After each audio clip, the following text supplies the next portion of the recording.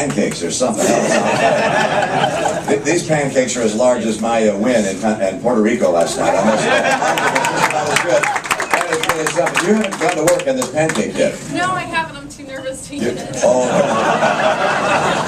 Well, I'll help you out. Don't worry. You're kind to be here so bright and early this morning and to welcome me, and I appreciate the willingness to. Oh, Charlie Parker's. How many years have you been here? Been here since 1991.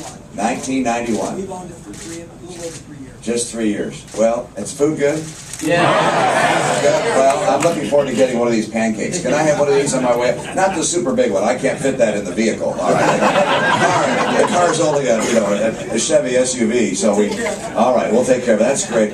I'm so honored to be here this morning and appreciate your willingness to be here, but I have to tell you that I have someone with me who you've seen before and you'd rather hear and see than me. So I'm going to let her lead off. Ann and I, well, we started dating when she was a sophomore in high school. And she has, obviously, she is the love of my life. She's the mom of our 5 sons, the grandmother of our 16 kids, and the person on the campaign trail that people want to see and hear from. So my sweetheart, Mitt Romney, yeah? What a great diner. How lucky you all are to be able to come and have some good breakfast here. And I was telling the owner that when I had those 5 boys growing up, they were always so hungry. They had these hollow legs that could never fill up. I made pancakes every morning before they went to school, and that seemed to like hold them over for at least an hour or two. The other thing I had as a mother, I would make dinner. They would eat dinner. An hour later, they were hungry again. I don't know. I was just always in the kitchen, always cooking. So now it's great to know that these boys are raised, they're married, they've got their own children, and there is something going on in this country which brings all of you out and which upsets me and makes me willing to come out and talk to you and fight for every vote we can. But I'm seeing something, and I'd love to talk to the women in here too and see if you feel the same way I do. My grandfather gave me an enormous legacy. He was a coal miner in Wales, came to this country, started working at age 6. What was the legacy he gave me? To be in a free country, to have every opportunity. But to not, what's going on for me, which is making me so mad right now? What is the legacy we're going to leave our children and my grandchildren? I am so mad about it. I do not want to leave them with this burden. And it's just not right. And I am hearing this from women everywhere. They are concerned about the economy. I love it that women are talking to me about the economy and about deficits and about leaving their children and grandchildren with huge burdens. So that's what I hear, and I'd love to get more stories from all of you women that are here, because that's what I'm hearing too, is they're very concerned about the future, the legacy that we're leaving our children. And they want someone to get in there and fix the mess and stop the spending and just bring us back to some sanity. So we're going to let Mitt tell you how he's going to do that.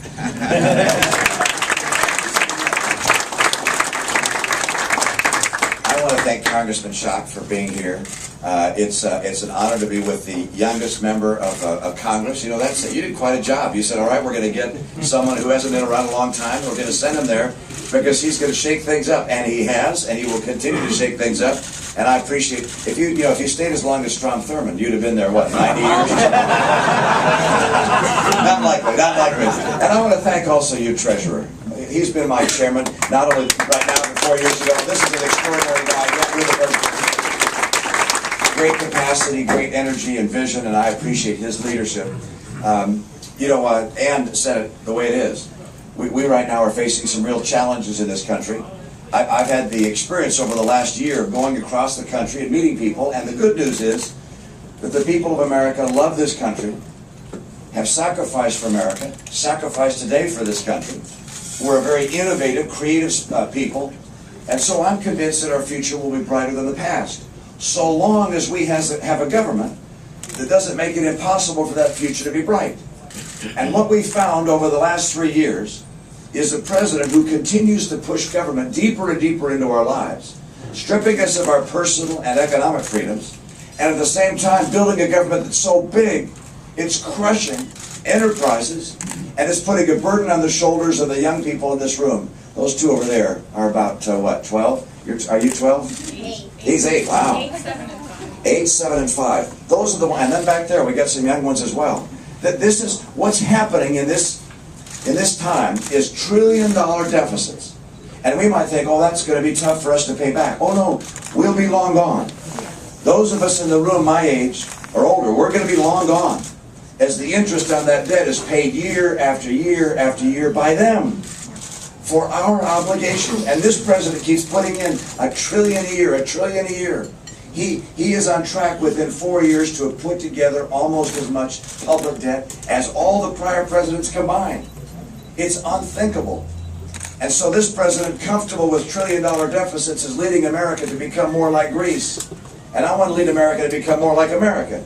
I want to restore the principles that made America the greatest nation on earth. And one of them is you don't spend more than you take in.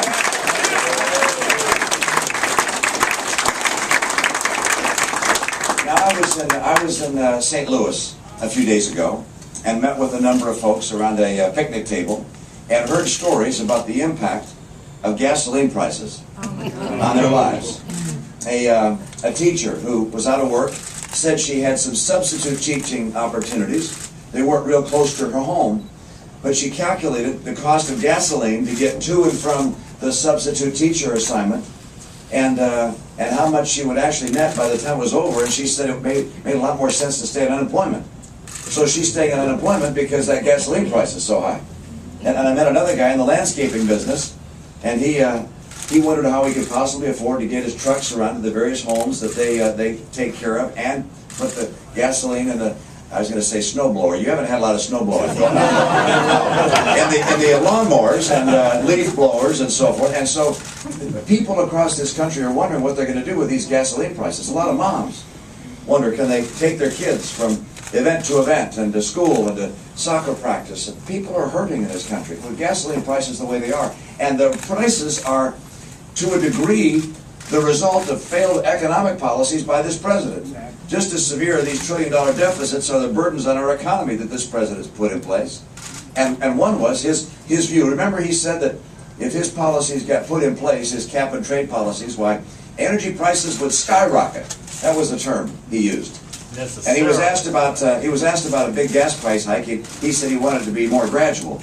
Well, we're seeing the result of his policies. All right, we have three people. I call them the gas hike trio: the Secretary of the Interior, the Secretary of Energy, and then the Administrator of the EPA. And what they've been doing, piece by piece, is making it harder and harder to drill oil in our country, to get natural gas from our country, to take advantage of the coal we have in our country. All of these things drive up the cost of energy, drive up the cost of gasoline and other sources of fuel. And I'm absolutely convinced we got to get the trio of gas hike folks out of their jobs. We also got to get the president out of his job and turn to somebody who will get America energy secure and energy independent, and I will do that.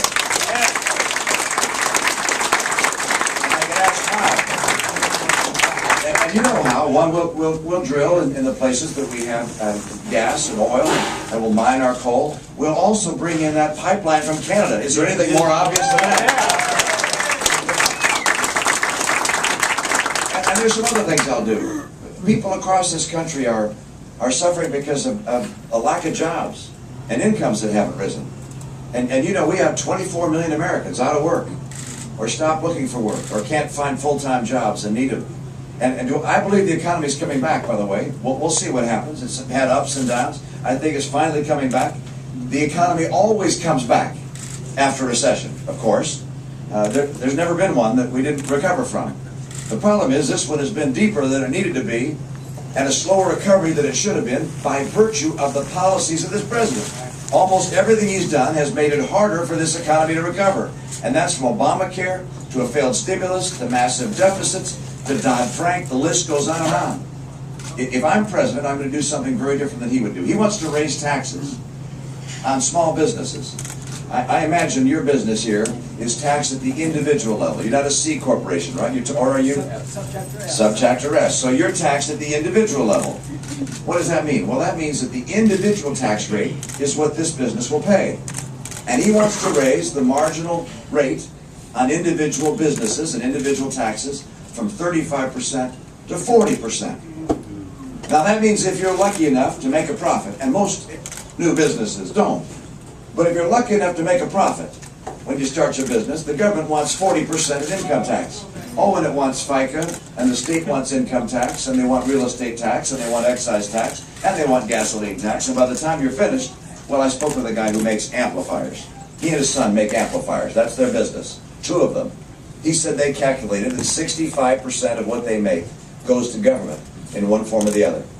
And when you take that kind of money out of the pockets of enterprises, then they can't grow, and they can't hire people.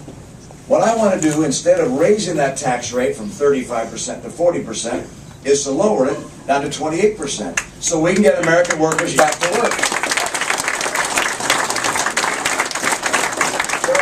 There are dramatic differences between me and President Obama.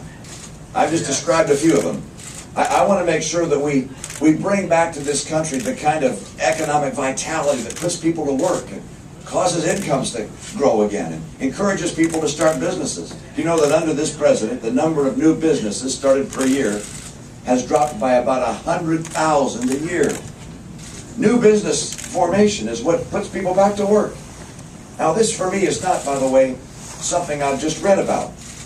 New business formation and competing overseas and jobs and energy and the impact of energy on enterprises and people. This is not something I read about. This is not something I learned about in a subcommittee of Congress. This is something I experienced. I've lived my life in the real economy. I spent 25 years in business, starting a business of my own, helping turn around another business, getting the reins of the Olympics, then of course becoming a governor. I have led. I've had the experience of leading and guiding enterprises. I'm someone experienced in the economy. I'm not an economic lightweight. President Obama is. We're not going to be successful in replacing an economic lightweight with another economic lightweight. We're going to replace him with someone who knows how to run this economy. And so I need only one thing from you this morning. No, 2. Number 1, I need some pancakes. And number 2, I need you to go vote tomorrow. I need you to get out of, we used to say in Massachusetts, vote early and vote often. And that happens to be a Chicago light as well. The only way you can do that legally is by getting a friend who may not have voted and calling them on the phone and say, did you remember to vote today? And if they haven't, give them a ride or encourage them to go vote. Get some folks to do that. I need your help. I want to make sure I can become our nominee. And the reason I want to become, this is not about me. This is about defeating President Obama and his agenda and returning America to the principles of freedom and free enterprise and economic vitality that made us the greatest nation on earth.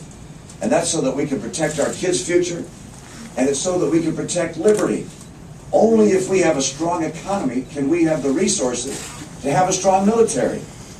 And this president, he's proving that his economy is failing because he's going out there cutting the military by what? $1 trillion over the next decade? That's not the right course for America. I'm going to put us back to work. I'm going to get us the energy out of the ground we need so we can keep the money that's being spent buying energy from other people, keep it here, put people to work with those dollars. I'm going to make sure that we keep a strong military, strong homes, a strong national balance sheet without big debts, and do my very best to make sure that I help the people of America. I care about you. I care about this country. I love it very deeply. And I appreciate your willingness to be here. And together we're going to get this job done. I'm going to get the nomination. We're going to defeat Barack Obama, and we're going to take back this great country. Thank you so much.